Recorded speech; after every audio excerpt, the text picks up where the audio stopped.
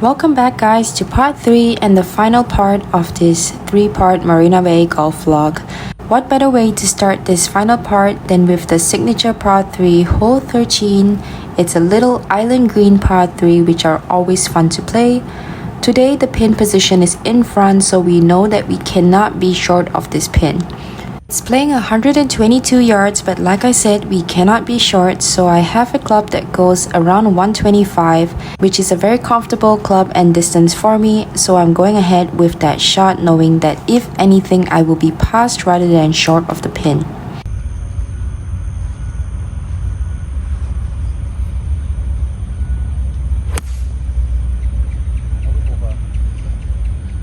Plenty of times when we approach a par 3, especially one that is a little bit shorter in distance like this one right here, we tend to want to go for the pin. With an island green like this and a front pin, there is a lot more risk of being short of the pin because that brings the water hazard into play and that brings big numbers into play. Having 122 yards to the pin, for instance, if you have a club that goes 120 and a club that goes 130, hitting that 130 club will most likely give you a putt from somewhere on the green, whereas if you miss that 120 club, now you're in the water hazard. But in this situation, I feel like a lot of people would reach for that 120 club hoping that it's going to give them that perfect shot and that hole-in-one.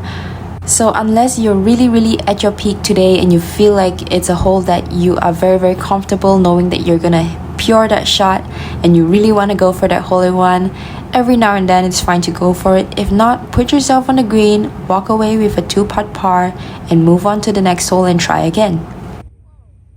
So unfortunately that did not go in the hole, but one of the things that I said on the first hole, especially when you're playing on greens that might not be super consistent, hit a good stroke. If it goes in, it goes in. If it doesn't, you can't control the outcome.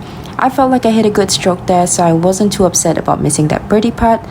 Moving on to the next hole, let's try to see what we can do here. So hole 14 is a long par 4 playing at 440 yards. So I know that I have to hit the fairway here because I will be hitting some kind of wood into this green. So the bunker that you can see kind of in the middle of the screen right below those 2 light poles is pretty far away, so that is a good target for someone who's hitting it around my distance. Favoring the right side because there is a bunker down the left side and we know that if we're in the bunker, we're chipping out sideways.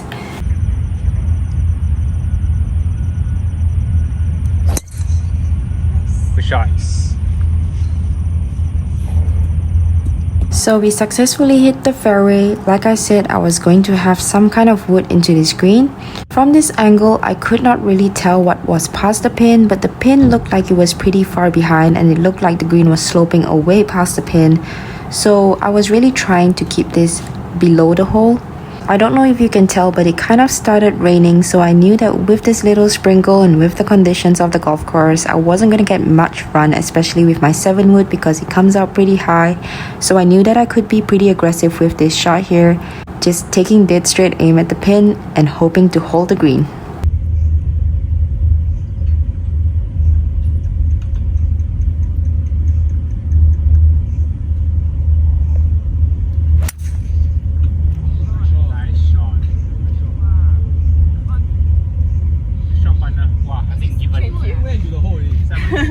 So like I expected, I didn't get much run out at all with my ball, so I am in the front part of the green. However, I was hitting a 7 wood into the green, so I really can't be completing much here. Just giving myself an opportunity for birdie is great, and I think that a lot of people need to understand that and not have unrealistic expectations.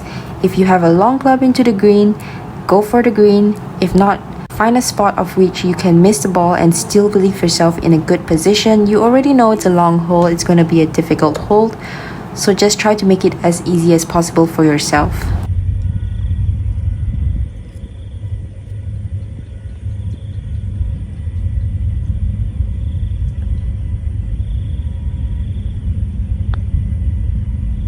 So following up a long hole, we have another long hole which is a par 3 playing at 207 yards. The pin was all the way behind, but I know that with my 7 wood I carry it right around 195 yards and I wasn't expecting it to run out towards the pin.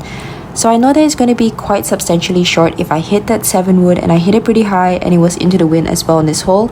So for this instance, even though technically the 7 wood would have been the smarter choice, I decided to go for a little bit more of an aggressive choice and hit the 4 wood here. Nice. Okay, good shot. Yeah, perfect.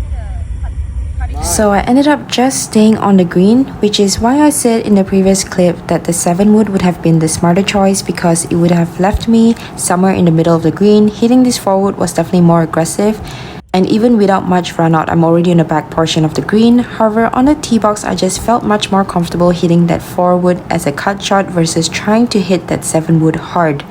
So in any instance, I would always say go for the club that feels more comfortable to you, but of course, it has to be within reason.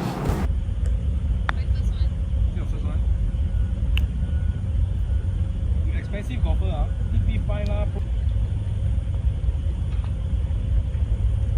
So next up we have hole 16. At this point it was getting pretty late. I don't know if you can tell, but it was really dark out there, and the reason why was because they were actually turning off the lights of the holes before us, because we were actually the last group out there.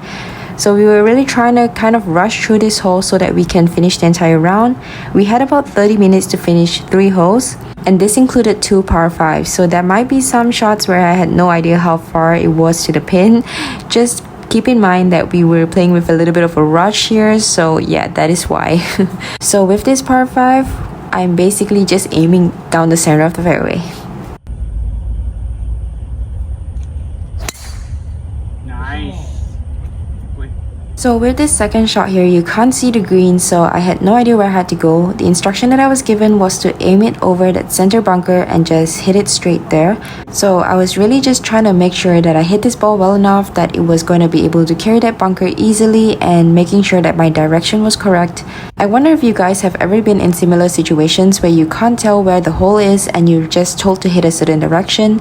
In some cases, you might actually end up playing better because all you're doing is focusing on one thing rather than focusing on the millions of things out on a golf course. So this is also another tip and trick that you can use if you feel like you are overstimulated on a golf course. Focus on one thing. Like on this shot, I had no idea where I needed to go. All I knew was that I had to hit it a certain direction, and I ended up hitting a really good shot.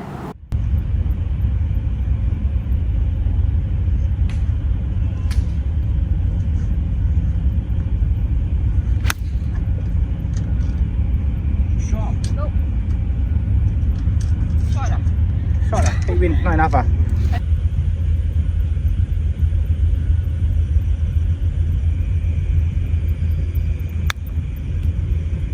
what a bounce. Suddenly went left.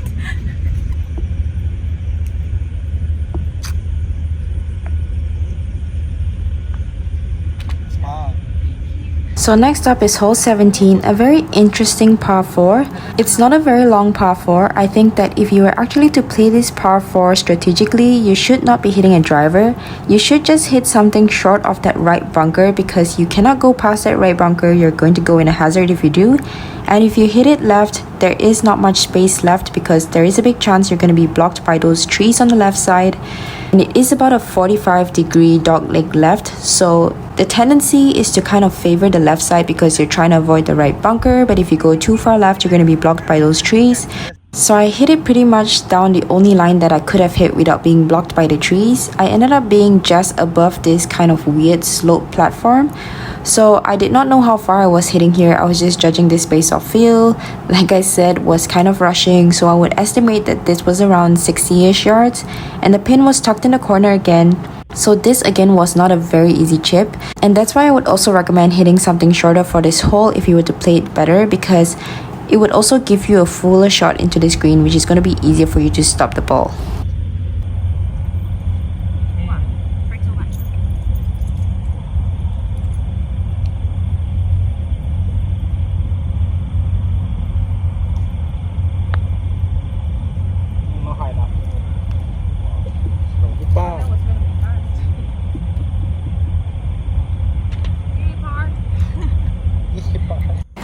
So we've reached hole 18, which is another par 5, and honestly at this point we just felt so bad because the marshals were waiting around for us to finish the hole so they could go home and call it a day.